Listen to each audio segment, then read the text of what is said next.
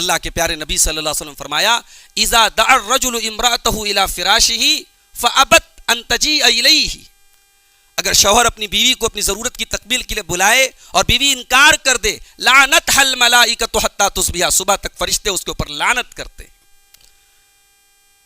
اور یہ معاملہ اتنا سینسٹیو ہے کہ اگر شوہر گھر میں موجود ہے تو بیوی کو نفل روزہ بھی شوہر کی اجازت کے بغیر رکھنے کی اجازت نہیں ہے۔ اللہ کے پیارے نبی صلی اللہ علیہ وسلم فرمایا لا يحل لامرأة ان تصوم وزوجها شاہد، شوہر موجود ہے تو نفلی روزہ شوہر کی اجازت کے بغیر بیوی نہ رکھے۔ یہ شوہر کا سب سے پہلا اور بنیادی حق ہے نکاح کے بعد۔ اس کے بعد بیوی کی یہ ذمہ داری ہے کہ جو گھر گرہستی ہے، گھر گرہستی میں اللہ تعالیٰ نے شوہر کو عورت کا نگراں اور ذمہ دار بنایا ہے، کیونکہ کما کے لاتا ہے مرد، اس کو بیوی کو کھلانا پلانا پہنانا یہ شوہر کی ذمہ داری ہے۔ تو اس وجہ سے اللہ تعالیٰ نے گھر کی اس یونٹ کا ہیڈ بنایا ہے مرد کو، تو عورت کو چاہیے کہ اپنے شوہر کی اطاعت کرے۔ اللہ کے پیارے نبی صلی اللہ علیہ وسلم فرماتے ہیں، مسند احمد کی صحیح روایت ہے، اذا صلت المرأة خمسها وصامت شهرها واطاعت زوجها وحفظت فرجها دخلت من ای ابواب الجنت شاءت، جب عورت 5 ٹائم کی نماز کی پابندی کرے، رمضان کا روزہ رکھے، شوہر کی اطاعت کرے اور اپنی آبرو کی حفاظت کرے، وہ قیامت کے دن اللہ تعالیٰ کی طرف سے اس کو اختیار دیا جائے گا، وہ جنت کے جس دروازے سے چاہے داخل ہو جائے۔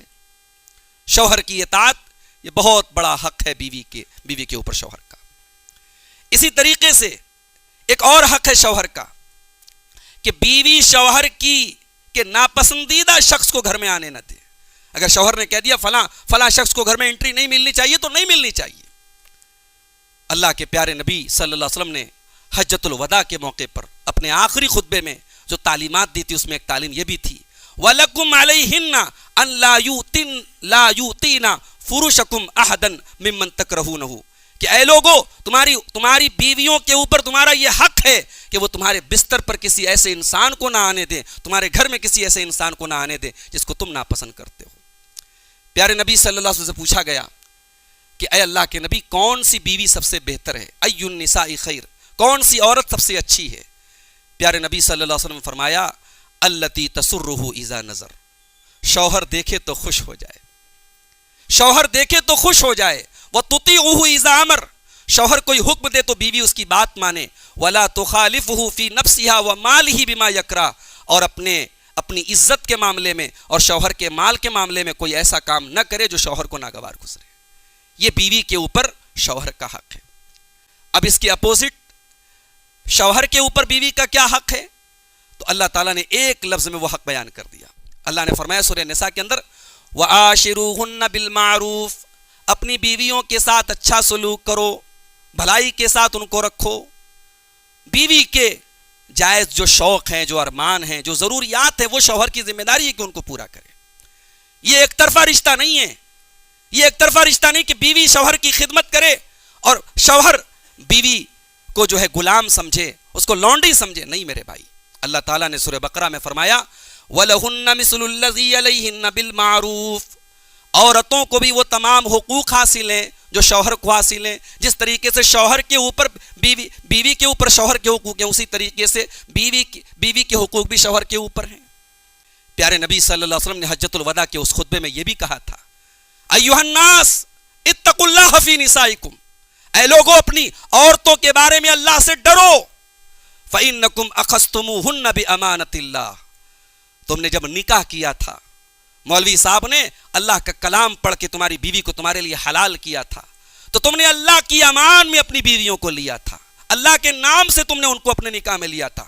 واستحللتم فروجہن بکلمۃ اللہ، اور اللہ کے کلمے کی بنیاد پر تمہاری بیوی تمہارے لیے حلال ہوئی تھی۔ کل تک جس عورت کو دیکھنا حرام تھا، آج وہ سر سے پیر تک تمہارے لیے حلال ہو گئی اللہ کے کلمے کی بنیاد پر۔ تو اے لوگو تمہارے اوپر یہ ذمہ داری ہے کسوتہن ورزقہن بالمعروف، کہ ان عورتوں کو تم اچھا کھلاؤ، اچھا پہناؤ، یہ ان کا حق ہے تمہارے اوپر۔ حضرت معاویہ القشیری ایک صحابی ہیں، اللہ کے پیارے نبی صلی اللہ علیہ وسلم سے کہتے ہیں کہ اے اللہ کے نبی ما حق زوجتی احدنا علی، اے اللہ کے نبی بیوی کا حق ہمارے اوپر کیا ہے؟ آج کوئی یہ نہیں پوچھتا، آج مرد حضرات کیا پوچھتے ہیں؟ بیوی ہماری کتنی خدمت کرے, بیوی کے اوپر ہمارے کیا حقوق ہیں. یہاں صحابی آ کر کے اللہ کے رسول سے پوچھ رہے ہیں کہ بیوی کا ہمارے اوپر کیا حق ہے. پیارے نبی صلی اللہ علیہ وسلم نے فرمایا کہ تمہاری بیوی کا تمہارے اوپر حق یہ ہے کہ ان تطعمھا اذا طعمت, جو تم کھاؤ اپنی بیوی کو کھلاؤ. باہر تم مرغن غذائیں کھا رہے ہو, بیوی بیچاری گھر میں دال چاول کھا رہی ہے, یہ انصاف نہیں ہے صاحب. جو تم کھا رہے ہو بیوی کو کھلاؤ. وتکسوھا اذا اکتسیت, اور جس معیار اور جس اسٹینڈرڈ کا کپڑا تم پہنتے ہو اسی معیار کا اور اس سے بہتر اپنی بیوی کو پہناؤ. ولا تضرب الوجہ, اور کبھی اگر غصہ آ جائے اور بیوی بدتمیزی کر دے, بدزبانی کر دے, ناراض ہو جاؤ تم, تو کبھی غصے میں اس کے چہرے پر ہاتھ مت اٹھانا. ولا تقبح, اور کبھی گالی گلوچ مت کرو.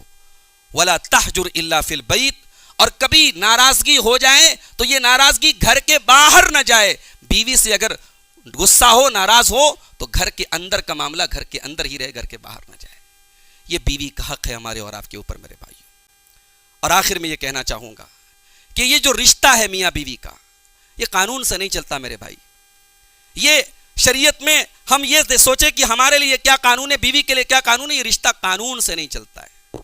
ایک مفتی صاحب کے پاس ایک صاحب آئے, انہوں نے کہا مفتی صاحب میری بیوی نے کہا ہے کہ ساس کی خدمت کرنا کہاں لکھا ہے قرآن و حدیث میں.